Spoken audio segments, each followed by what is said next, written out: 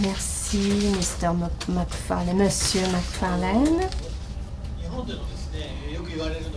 Au Japon, on dit souvent que le résultat n'est pas extraordinaire malgré le nombre d'heures consacrées à l'enseignement. Et l'intervention de M. McFarlane était très intéressante et significative. Et je laisse la parole à M. Hayashida de l'Université d'Osaka pour qu'il pose quelques questions à M. McFarlane. Monsieur McFarlane, je vous remercie beaucoup de votre intervention. Et donc, il y a des réformes très intéressantes en cours au Canada et à l'échelle nationale et qui bénéficient d'un résultat très performant.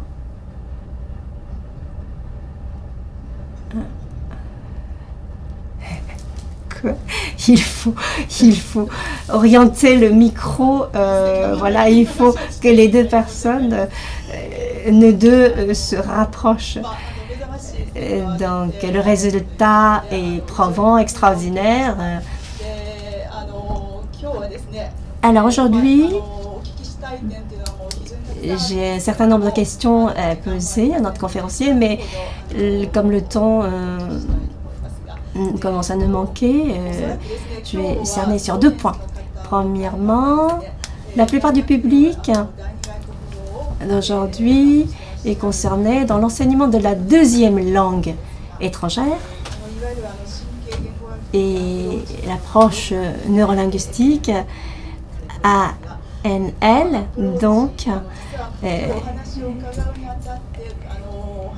nous inspire beaucoup, mais Madame Letten et Monsieur Germain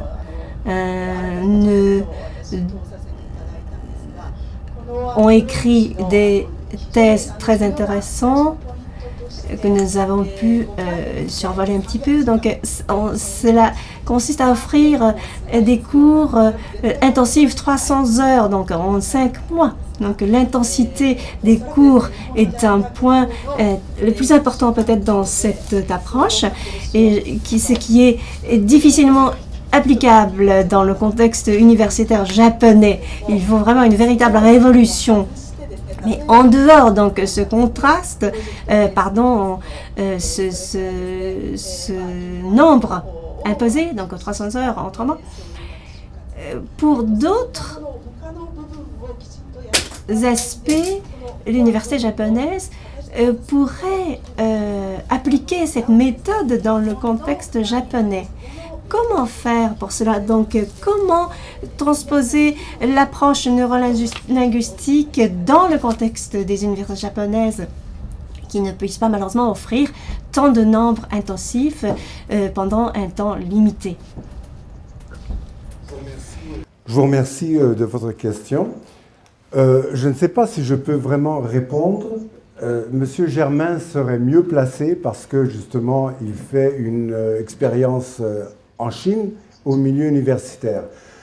Ce que je sais, c'est que le plus âgé qu'on est, on a besoin de moins d'heures pour arriver finalement au niveau de communication spontanée. Deuxièmement, comme vous avez dit, au niveau universitaire, on ne peut pas offrir les 300 heures comme ça. Je sais que c'est plus que le nombre d'heures normal, mais je ne sais pas du tout. Peut-être que notre collègue de Guangzhou pourrait nous répondre, mais parce qu'il connaît mieux ce qui se passe en ce moment dans cette région-là. Peut-être que je peux dire quelques mots sur...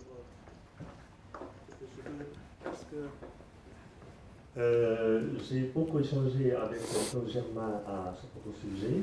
En effet, c'est-à-dire, ici notre ami David n'a pas parlé de neurolinguistique, ce qui veut dire que d'après cette théorie,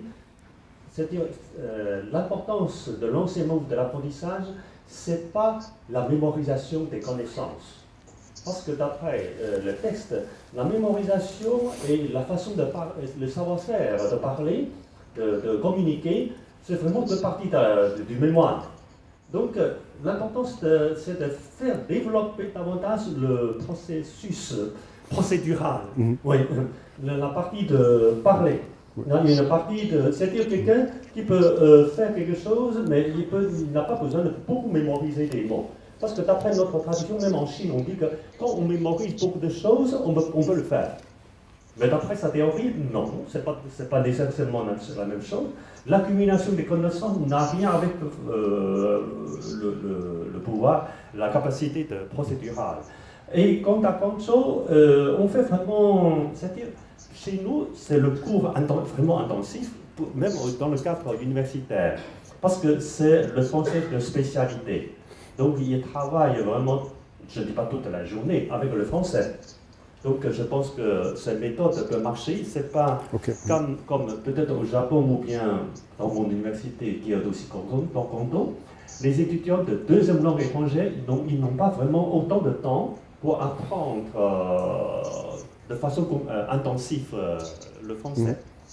Mais je pense que, quand même, parce qu'il ne s'agit pas vraiment du temps, il s'agit vraiment de développer une autre partie de la compétence, à mon avis. Hein. Donc, si on concentre le temps, c'est mieux pour développer, c'est vrai, pour parler. On les rassemble ensemble, on parle chaque jour, comme ça, c'est plus facile à développer cette compétence orale. Mais quand même, on peut faire plus d'attention au développement de cette compétence procédurale, je pense que ça aidera aussi à communiquer, à mon avis. Je vous remercie beaucoup. J'aurais dû vous prévenir que je ferai peut-être appel à vous là, pour toutes les questions universitaires. Je vais parler tout à l'heure justement du développement de la compétence procédurale et tout ça, donc ça sera peut-être un petit peu clair.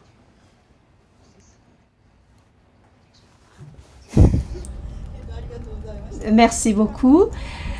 Je ne sais pas si je dispose encore un peu de temps. Non? Non. Ça va? Donc la deuxième question. Ma deuxième question, toujours concernant ANL. C'est l'environnement authentique d'apprentissage. D'une manière concrète, dans l'université, quand on pense à l'environnement approprié d'apprentissage pour un étudiant, quelles sont les activités, quels sont les thèmes à traiter, dans quel ordre, comment on peut aménager l'environnement approprié pour l'apprentissage des étudiants de la langue, deuxième langue. D'accord. Si je vais faire comme on fait à la télévision, revenez la semaine prochaine. C'est-à-dire que dans ma prochaine intervention, je parle justement du genre de thème qu'on peut appliquer, enfin qu'on doit appliquer, qu'on doit utiliser. Donc ça devrait répondre à votre question. D'accord, très bien. Donc à tout à l'heure, je remercie encore Monsieur McFarlane. Merci beaucoup. Il y a plein de questions. Sans doute, vous avez des questions à poser, mais je vous invite à poser des questions lors de notre table ronde qui est prévue après. Applaudissez nos deux conférenciers qui se sont succédés. Merci.